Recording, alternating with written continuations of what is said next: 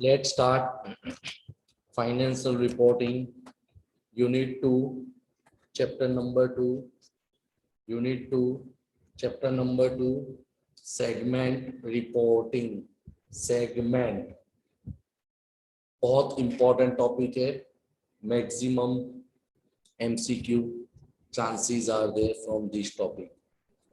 An enterprise deal in multiple product or multiple service and operated in different geographical area. So multiple product and multiple service and its operation in different geographical area are exposed to different risk and return. सीधी सी बात है, ज्यादा product हो गए, अलग अलग area में काम करेंगे तो बेसिकली हर जगह का हर प्रोडक्ट का रिस्क भी अलग होगा और उसका रिटर्न भी होगा अलग. Clear? So information about multiple product and services and its operation is different in different geographical area is called segment information. MCQ में याद रखना, segment information का मतलब क्या होता है, तो अलग अलग एरिया में अलग अलग इंफॉर्मेशन, अलग अलग प्रोडक्ट की सर्विस की इंफॉर्मेशन को निकालने को बोलते हैं segment information. And such information is used to determine the risk and return on such product and services in that area. So disclosure of such information means disclose करना, explain करना is called segment reporting. उसको segment reporting बोला जाता है. No particular segment को report करता है. Segment reporting help user of financial statement to better understand the performance of enterprise. हमको ऑटोमेटिक पता चल जाएगा कौन सा सेगमेंट प्रॉफिटेबल है, कौन सा सेगमेंट में लॉस ज्यादा हो रहा है, तो हमको परफॉर्मेंस का भी बिजनेस का पता चल जाएगा. To better assess the risk and return, कौन से बिजनेस में कितना रिस्क एंड रिटर्न वो पता चल जाएगा. To make more inform judgement about enterprise, ने पूरे के पूरे बिजनेस की हम आसानी से जजमेंट ले सकते हैं. This standard is applicable to level 1 entity. MCQ में most time पे याद रखना कि segment reporting is applicable to level 1 entity and non-SMC. Clear? अब segment, so there are two type of segment. Number 1 business segment and number 2 geographical segment. नाम से पता चलता है business segment का मतलब अलग अलग product. Segment is made on the basis of product or services which are exposed to different risk and return. A business segment is a component of enterprise which satisfies the following condition. Number 1, it is distinguishable component of enterprise. ये पूरा business का अलग का एक enterprise है.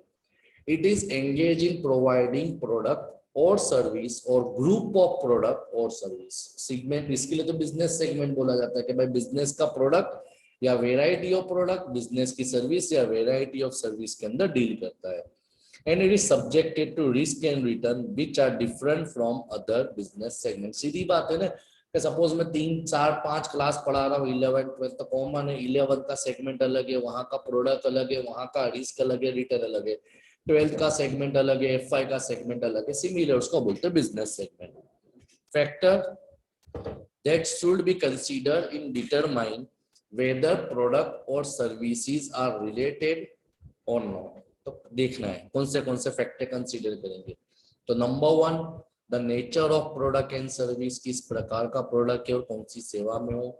Nature of production process, production की प्रक्रिया क्या है. Method use to distribute the product और सर्विस, कौन सी मेथड से आप प्रोडक्ट को डिस्ट्रीब्यूट कर रहे हो. And if applicable the nature of environment, यानी किस प्रकार का एनवायरनमेंट है, बैंकिंग सेक्टर का हो, इंश्योरेंस का हो, वेयर हाउसिंग हो, सर्विस सेक्टर हो, व्हाटएवर. क्लियर? ये आपका पहला हुआ बिजनेस जो स्पेसिफिक गुड्स और सर्विस पे ही डिपेंड करता है, जिसको अपना बोलते हैं product. Second one is geographical segment. नाम से ही पता चलता है area wise. Segment is also made on the basis of its operation in different geographical area, which is exposed to different risk and return. Or geographical segment is a component of enterprise which satisfy the following condition. जैसे वहां पे भी condition दे, किसकी भी condition है तो same condition. It is distinguishable component of enterprise. ये enterprise का पूरा अलग एक कंपोनेंट है. It is engaged in providing goods or services within a particular economic environment. The risk and return of business are influenced both by geographical location of its operation. सीधी बात है ना कि अगर सही लोकेशन है, जैसा लोकेशन होगा उस पे भी आपका प्रॉफिट डिपेंड करता है कि सही लोकेशन पे सही प्रोडक्ट बेचोगे तो आपका सेल्स इंक्रीज हो सकता है. क्लियर?